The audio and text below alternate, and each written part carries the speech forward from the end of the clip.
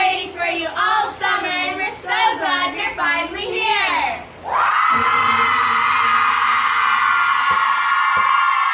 Boom, boom, I wanna go 85. Boom, boom, and baby, that ain't no lie. Boom, boom, I wanna go 85, don't you? It's that time of year again. It's Rush Week.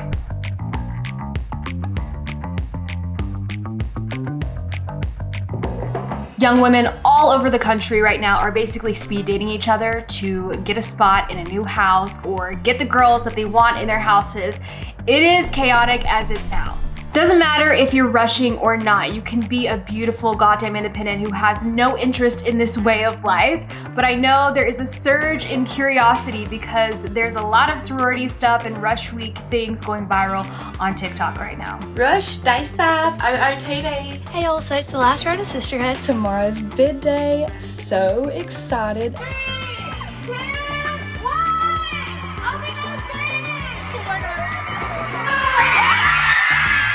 You're seeing lots of yelling, lots of chants, lots of hair flipping. Quite literally looks like there are some girls who are spraining their necks. We're teaching, we're Delta Gamma. What is going on? As a Black woman who rushed a predominantly white sorority, I do happen to have the inside scoop, and I never thought I'd be talking about it, but I do. So you know I'd be honored to give you the good, the bad, and the ugly about Rush Week. So why do people even rush to begin with? It seems as if to an outsider that you might be paying for friends. And technically you are right. The dues could be anywhere like on average around $4,000 a semester. Okay, that's a lot of money. So already there, this is gonna be an exclusive group of people because not everybody can afford that. And that's just the reality of the situation. But what are some pros to actually joining a sorority? Well, I asked you guys, and I also included some of my own because I liked being in a sorority for the most part. There were definitely some things that weren't great. It wasn't perfect, but I did have a good experience. And obviously the sisterhood is a big part of that. Having a support system and community of people around you is a huge win. Normally these girls in these houses have massive pride in their house, which makes it so fun to be obsessed with all things like whatever sorority you're in. I mean, I love the sisterhood aspect, but if I'm being honest with you guys, the partying was really where it was at for me. I'm gonna get in more specifically to my personal experience because it is a little bit unique to me. But yeah, partying was a huge incentive. It's included in your dues, so you're invited to all the parties that your sorority throws. And then of course the socialization. There's a lot of opportunities to do activities with other people in the house. Around homecoming, there's a lot of things that you get to do with your sisters. So it's really fun to kind of get together and get to know each other through these activities. And that's honestly where a lot of the bonding was for me. A lot of sororities make philanthropy a priority. A lot of them choose something very specific and they will work on that throughout the year. There's opportunities to show up, sign up, donate your time to organizations and causes, which I think is really great to start doing, like especially in college when you're starting to do things on your own. The networking is also a really good opportunity as well because oftentimes houses will set up these networking opportunities for you. And then there's people who have been in your house that maybe can help you down the road land a job. Connections are everything in life. Honestly, like the most valuable piece of information I got is it's not what you know, it's who you know. And that's so cliche, but the first day of my freshman year, my very first class, the professor walks in and he says, I just want you guys to know everything you learn from this point on doesn't matter. But what does matter is who you know. So meet the person next to you. And after that, I was like, man, I'm in a lot of student debt. So take that as you will, but the networking is really great. Connections are everything, and that's just how the world works. And I would also like to add that a massive benefit was the academic help. I probably would not have passed half the tests that I did if it weren't for the academic help that was offered up to me, whether that was like working with an older girl who already took the course and still had some curriculum and could help me, or just partnering up with someone in my sorority that also had classes with me and we would study together. I really think that helps boost my GPA, so those were some pros. Now let's get into the cons of joining a sorority, because it's not perfect, okay? Anytime you put hundreds of girls in a room together, you guys, there's gonna be cattiness. And naturally, within those houses, there are gonna be girls that click up together. And so, of course, if you're not someone that really finds yourself within a clique, you can kind of be one of the floaters who doesn't really feel like they have a place. And that can be uncomfortable in itself, depending on who you are. But that's just the nature of a lot of these houses. Sorority rules are extensive. Like, there are a lot of regulations and restrictions around what you can post on social media and everything like that. So if that is a problem for you, you might not want to join a sorority, because they're probably going to tell you to take that ass pic down. You're not going to be able to post bikini pics. The bottom line is, when you join a sorority, you are technically agreeing to the terms that they've put in place. So if that is something that you're not down with, then it is what it is. But I will say, depending on what house you are in, sometimes these rules seem to be a little bit generalized and not specific enough. Sometimes it can seem like there are other girls who are more targeted than some. I've personally had friends have some encounters with standards where I really didn't understand what the issue was, and it does seem like they can pick at times. It's really catty, and you have to remember these organizations are technically run by college kids. They have alum who oversee things, but quite literally, guys, you have like a sophomore who might be managing millions of dollars of the house money. When I was 19 years old, I was given access to several bank accounts with millions of dollars in them. We would throw an $80,000 party on a Tuesday. Not a problem. I used to walk around campus with checks for like $500,000 in my backpack. Like, I'm just bopping around the quad. There are stories of people who were on the board of these sororities embezzling money because it's college kids managing everything. Sometimes those personalities get in the way of, you know, being fair. On top of that, the obvious one, I mentioned earlier that dues at some places could be $4,000 a semester. Some schools it's $6,000. It really depends where you go. Some schools could be $500. And like I said, I think it's a con because this does exclude a lot of people who may want to rush and just won't be able to do so because they don't have the means and the funds to do that. College is already expensive, so if you're able to do a sorority or a fraternity, you are very privileged. I got to do that, so I know that I was very privileged to do so. And I'm so thankful to my parents that they put me through all that because I had no job. I think an obvious one is that a lot of these sororities lack diversity. I went to a very southern school. I started out in the Midwest, and I'll talk about it later, but then I went to a southern school. So the difference was big for me. But I will say, the further down you go, the worse it gets. I don't know what sorority life is like in, you know, as you go further north or on the coast. So if you can speak to those experiences, I would really love to hear them in the comments. But yeah, huge lack of diversity. It's almost like it is unspoken for the most part, but then it's like, it's not. Depending on what school you go to, some of them are pretty upfront that they don't allow Black people to join their sororities. I don't know if you guys remember this video being leaked not so long ago. I was still in college when this happened, but the fraternity SAE leaked a video and they had this little jingle that they sang, and we'll just play it for you here. Fraternity brothers seen on video engaging in a racist chant. The Greek letters have been stripped off the frat house this morning, and the young men who once proudly wore them have been stripped of their pride. Are you embarrassed? Extremely. You guys took the time to make a whole song about it. So like, racism is not just something that's like at the foundation of your institution. Racism is a part of like your identity. Like you guys bond over racism to the point that you sit around like a campfire bonfire vibes and you sing a fucking song about it. That's fucking disgusting. I don't know how that doesn't raise a red flag. Like maybe I shouldn't be in something like this.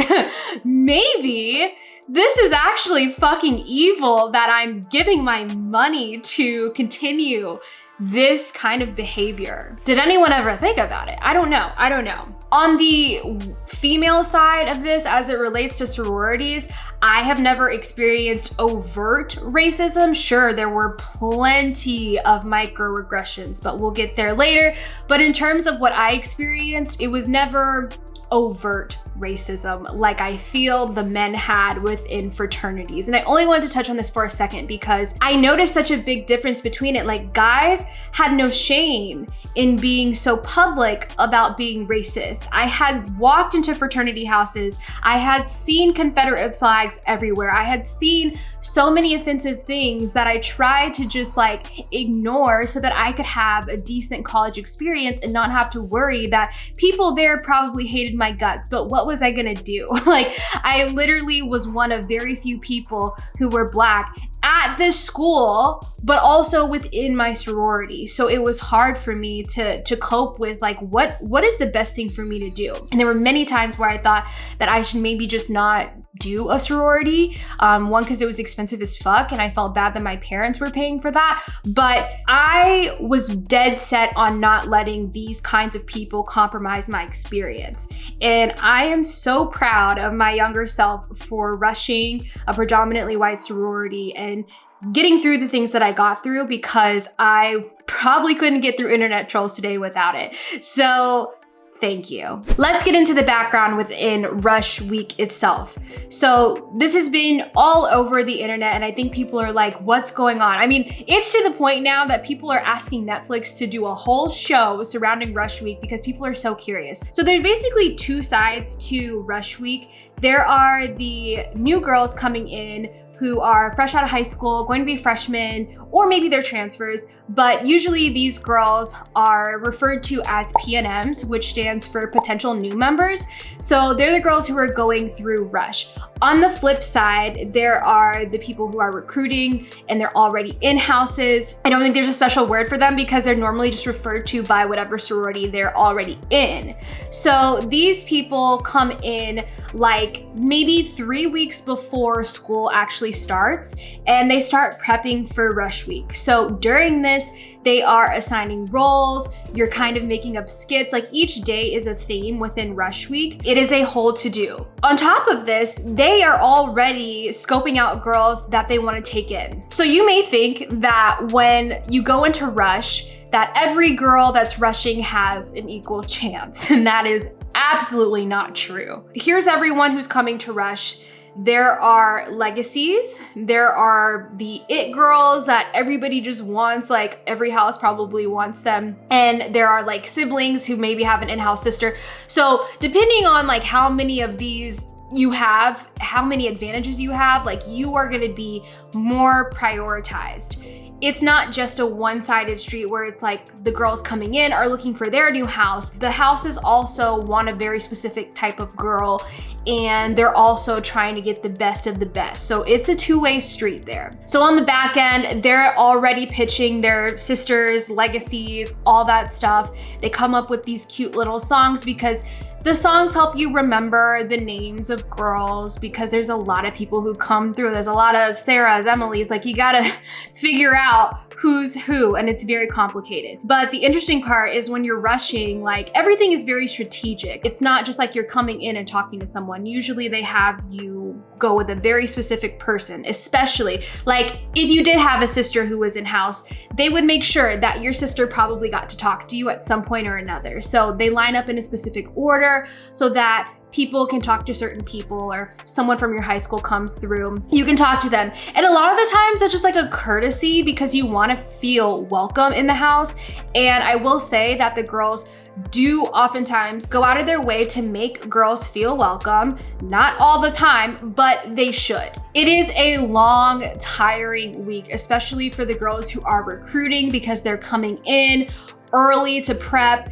They're doing the actual rush, but then they have to stay to cut girls. So every day is a long day. Usually you're losing your voice, like you're losing sleep. Hormones are raging everywhere. Like, it is emotionally and mentally taxing, but also it's really fun. And I think the end of the week is really rewarding for people. So on the P&M side, you are coming in, you're new, you are rushing all these houses, and the experience can be very different based on the girl and, like I said, their advantages and their experiences. Some things that might play into that. One, where you're from. So if you have hometown advantage, a lot of hometowns like to keep their hometowns coming in. Like, I noticed that during rush. Another thing a lot of girls like are siblings. Like I said, they're gonna pull for those siblings. What could be looked at as disadvantages, but shouldn't be, are your race. And depending on what house you're in, kind of plays that out for you. But I will say I literally had friends who went to Southern schools. This was a friend who went to a Texas school. I just want to make that clear. It was not Arkansas. And she straight up told me her house refuses to take Black girls. So I was like, okay. Like, it's so awkward when people tell me these things about their houses as if I'm supposed to be like, great. Like, what do you want me to say? That's so fucking weird. And it's weird that you're just so calm and cool about it.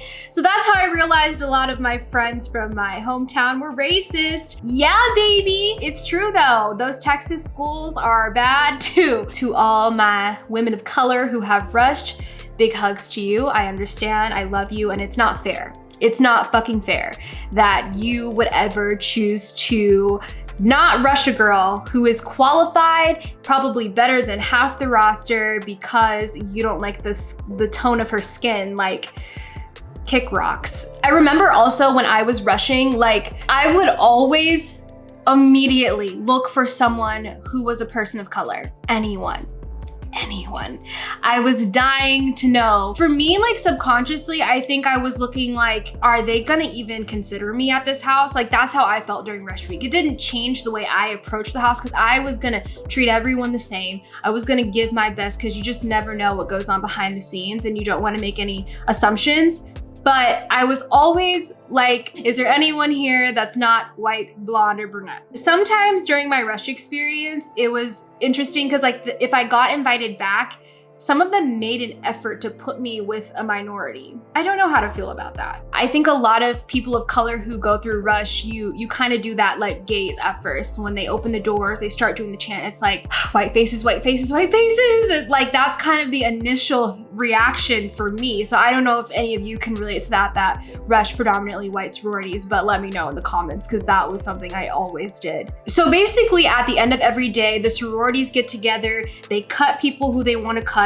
And then what happens is the next morning, the P&Ms will get like an envelope or a card that tells them what houses they've been invited back to. As you can imagine, each day can be very emotional, especially if these girls are not getting the houses that they wanted to get. It's quite the theatrics, I will say. 2004, I'm going to grad school at the University of Alabama. I'm an older student. I don't know anything about rush. I decide to ride my bicycle to Gorgas Library, and from where I live, I'm going down Sorority Row. I don't know, it's bid day, girls everywhere, screaming to mommy on the phone, laying around, crying, acting fools. And what do I think? There's been another terrorist attack. These girls, this is their life, and if they don't get into the sorority that their mom or their grandma or their aunt was in, these dorms are on suicide watch. Like, this is serious business, y'all. I am not downplaying anyone's experience when I say this, but people make sororities their identity. And you feel that during this week, but there are some girls who have these expectations that this is it or there's nothing. And those are the ones who get their feelings hurt the most. You can't control everything when it comes to this. Even if you have a legacy or like sister in house, those girls can get cut too. And it's really sad when that happens, but it isn't the end of the world. I think those girls who go in with an open mindset end up having a really great experience regardless. Now that like Rush Week is happening, I've heard so many dope girls come out of the woodwork saying like, I was blacklisted. And by the way, the term is blacklisted. If you get dropped from every house for some specific reason, that's called blacklisting. And it's normally because someone specifically went and like said something to Panhellenic or whatever about you, if you had an incident in high school or something. And this is where it still gets catty. Like Rush is not fair all the time. There are girls who are already in houses that take advantage of already having a house and will sabotage other girls' experiences because of jealousy issues, because of past mistakes these girls have made. I remember people would make fun of me at parties and say that I got blacklisted from every sorority, and oh my God, it was so mortifying. I had no idea why it happened. A few months later, I figured out what happened. These two girls wrote a letter to Panhell saying I was a bully in high school. I didn't know them in high school. And it was because one of their ex-boyfriends had a crush on me. So they completely rigged the system to make sure that I didn't have that experience. I personally think there needs to be a better way of doing that and a more extensive look at who you can blacklist, because I've seen it happen a lot and it's not fair. There was a girl on TikTok who's been going viral named Michaela, and I think she's a great example of this. I have not looked into the details on what specifically it was, but I've seen rumors floating around about something that happened in high school. And to me, that's enough of a stupid reason to say kick rocks, because who cares what this girl did in high school? She even admitted that she wasn't the best in high school, but people change. People change, and I think that everyone should be given an opportunity to at least rush. And if they still have flawed character within the house, then they can still be dropped. So speaking of Michaela, she was actually rushing at Bama. And I wanted to talk about Bama Rush specifically just for a second, because Bama Rush is trending, and that's why everyone is like all about Rush Week right now, hitting up Netflix like, yo, drop the series, because it is so interesting. And I think it adds that all of them have like the most charming Southern accents. So it's really entertaining to watch them go through Rush and talk in their sweet little country accents. Went for the basic platform sandals too. Enjoy that little spin. That was a little something special for y'all. Since Bama Rush is trending, I wanted to give you guys a little context on them specifically, because if y'all are gonna trend them, you know you need to know the tea about them, okay? As I'm sure you could guess, it's Bama. Let's address the elephant in the room, no pun intended. I know that's their mascot, but Bama is so racist, you guys. So that's why I find it hilarious that of all the schools to trend for Rush Week, that they're trending. They only just implemented desegregation policies within their sororities like in 2013. Bruh, that was like yesterday. Please stop. I want to talk about one specific incident because I remember hearing about it when I was in college. I think I had just rushed. So I was having like, you know, a pretty good experience. And then I hear about this story of a girl at Bama, which I'm gonna leave her anonymous because that's what she wanted then. So I'm gonna leave that anonymous now. But this girl was fucking stellar when I tell you. 4.3 GPA. Her dad was actually a senator. Ideal candidate. Everyone loves her, is treating her like that she's gonna get hella bids. Comes back second day. She's like dropped by pretty much everything. And what it comes down to, long story short, was that the legacies and alum who were sending money to this specific house at Bama, they were basically threatening that they would stop sending money if they rushed a black girl. For this instance specifically, the sorority wasn't the issue. They wanted her bad. A lot of houses did. But then they all got these threats like, hey, you do this, you're not getting any money from us. And then they got scared. They felt like their arms were tied. And so they didn't know what to do. So she got dropped from every house. And when you look at all of her counterparts who had the same resumes, if not less than hers, they're getting back every house they wanted and more. So it was very clear what was going on. And within the houses, you know, there were some girls who were interviewed about it and they straight up said it. They were just scared to be the first house to do it. But the time is here. Like, when is someone gonna rush a Black girl? And so after that incident started to get a lot of national attention, I'm talking like every news outlet was talking about this, then that's when the school and the school board decided to start doing something about it, finally. But since then, now we're seeing that Alabama has recruited Black girls. By obligation or not, I don't feel like getting into that part, but the point is they are making changes. And what we have seen is that now there have been Black sorority presidents. So back in 2014, me and maybe like 7 other Black girls decided to go through Rush a year after we had been like on national news for sororities not being integrated, Bama being Bama, you know. And shout out my friend Kennedy. She was the first one to open the doors for us, and we went through Rush, and it was, you know, a whole lot of sea of rice. But then 3 of us, 3 years later, became presidents, first Black presidents of our sororities of like 400 white women. Shout out them. This is big for Alabama, especially over predominantly white sororities, because you know there were some legacies and alum who were turning their nose up like, oh, here we go. You know they hated to see it, so we love to see it, okay? But that said, don't think I'm giving Bama their flowers. They still have a lot of work to do, and Panhellenic as a whole has a lot of work to do because this shit is so segregated. In my opinion, it shouldn't be this way. You get 2 very different experiences going like with a Divine Nine sorority and going with one that's predominantly white. It makes it tough to choose like which experience you want to have, especially if you go to a certain school that doesn't offer both of them. It still puts people of color and minorities in a tough situation to choose like what experience do I want to have and why are they so different and why are they so segregated? You know what I'm saying? It's really a shitty thing. For context though, if you go back to when most of these sororities and fraternities were founded, this is back in the 1700s, and it was usually for the wealthiest white people at these institutions. And then as other people were able to enroll, and then when desegregation started to happen, they kept these institutions really white because it was a way to separate themselves.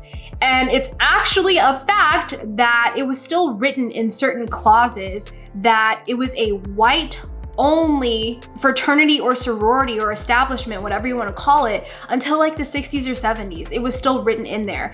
And that's just the ones they could catch. Who knows if they all fix those clauses, but that's crazy. That's crazy. I really hope that moving forward, people can spot racism if they know it's there and do more to do better. Staying silent in the midst of racism and bigotry, it makes you just as bad. Sorry, like nothing changes if you continue to just idly watch these things happen. And we know that they do. We know that they do, especially behind closed doors. I hope that we can do better in that sense, but I will say I don't expect that to be a quick change. Like, Bama is just now starting to make those changes, but as a whole, Panhellenic needs to make some changes. They need to make this more urgent. The behavior is outdated and it's just nasty and disgusting, and you have this continued tradition of it that's just being passed down the line in some of these houses. And that's just big weird to me. That's just big weird. To my specific experience in a sorority, I wanted to leave some time to talk just about that from my point of view, because everyone has a different experience. But mine was interesting in the sense that I had a couple experiences. As some of you know, I started out at the University of Mizzou and I ended up rushing there. I do think that my rush experience would have been different if I rushed at the University of Arkansas. And for those of you that don't know, I transferred to Arkansas my sophomore year. And basically what happens is if you're already in a sorority, you can do something that's just called affiliating. So I was affiliated into my house there, but I did not rush there. My experience at Mizzou was actually stellar. Like, I loved my house. So much so to the point that I suicided. And if you don't know what that means, I hate that term and I'm so sorry, but that's what they call it. When you write down your preferences at the end of the day, if you only write down one and you have multiple, they call that suiciding. I suicided on my last day because I did not give a shit if I was in a sorority or not. I got the house that I wanted. If I did that and did not write down other houses, I wouldn't have gotten a house if that same house didn't pick me too. Everyone was at my neck when I told like my teachers back home and everyone that wrote me a rec. I was like, yeah, I suicided. They were like, yeah, what?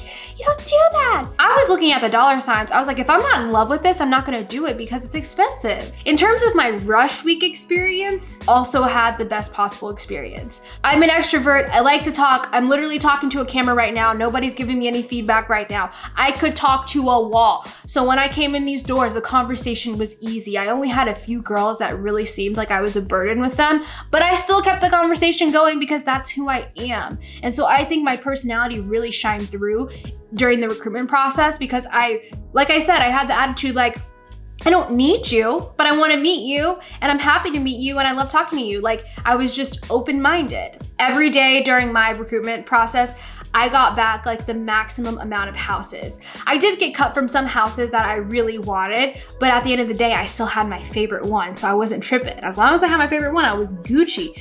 But it is like, it kind of cuts you when you think, oh, I thought that went well, like they cut me. You know, it kind of is like a jab to your ego, but it does not define you and you just have to remember that. I was very fortunate, especially as a Black girl going through rush at a predominantly white school, that this was my experience because I know that's not the experience for everyone. It could just be so intimidating when you don't see anyone that looks like you. And I'm not gonna lie, I spent weeks, months mentally preparing myself for that because I knew that was gonna happen. So I really just had to like hype myself up and say, it does not matter that these people don't look like you.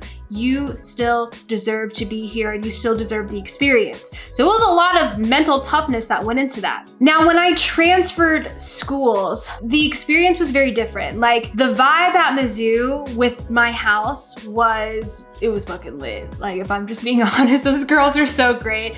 If you're watching, I still love y'all so much. I had a great time with them and it was like a very relaxed house. They had a great reputation, but they weren't like trying to be this picture perfect image of anything. And I think that's why I really resonated with them because I didn't feel any bit of perfect and I wasn't trying to act like I was. However, when I transferred, it was a completely different vibe. Not a bad vibe. I was in a great house. The house had just been renovated and these girls were amazing. They're top of the line, really smart girls. They're the it girls. They're all beautiful. Like this was a house that a lot of people sought to be in.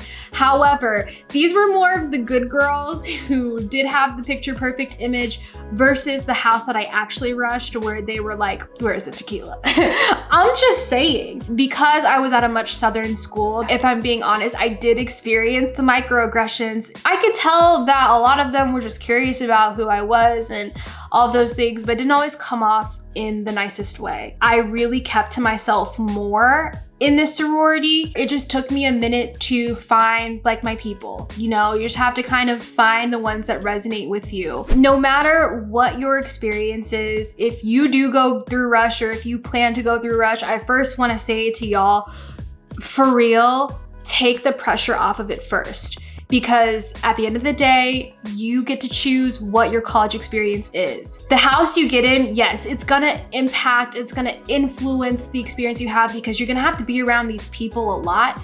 And if you don't like them, that kind of sucks because you're paying a lot of money, but also you have a lot of obligations. Like you need to show up to this meeting, you need to do this, you need to do that. So you're gonna be around these people for a very long time. So hopefully you do like them. Whatever house you get, give it a chance. And also remember that you are your own person. You're allowed to have friends outside of the house. You're allowed to do your own thing. So don't make that your personality because that's just, can I be real? That's just not cute. Like do other things. You could be excited about your house, but it's not your identity. And so many girls will do that as soon as possible. They make it their identity. You're more than your sorority, okay? Yes, you are. Yes, you are. To any girls that have a negative experience, maybe do not get the house that they want, whatever the case may be, please, please do not let this deter you from having a fun college experience. It's okay to be sad, it's okay to be mad, it's okay to cry, but girlfriend, get up, dust your shoulders off, and keep chugging along because you're gonna be okay. You can still go to parties, it's gonna be fine. You're still gonna make hella friends. You're still gonna have a wonderful experience regardless, I promise you. But it's up to you to decide if you're gonna do that or not. And if you're someone who's just like, I don't give a shit about sororities, I was just here to watch the video, well, thanks for sticking around. And I hope this was like interesting to you about the process, because it is an interesting thing to look at. Hey, maybe Netflix will give us that show because I think more of it needs to be shown. But that being said, I really hope to see more sororities making efforts to be more inclusive and just do better within the house and actually hold each other accountable for not being shitty people, because we know what goes on behind closed doors and that shit is not cool. Anyways, guys, if this was interesting to you, don't forget to subscribe, and I hope you learned something if you were curious about Rush Week. Anyways, I'll see you guys next week.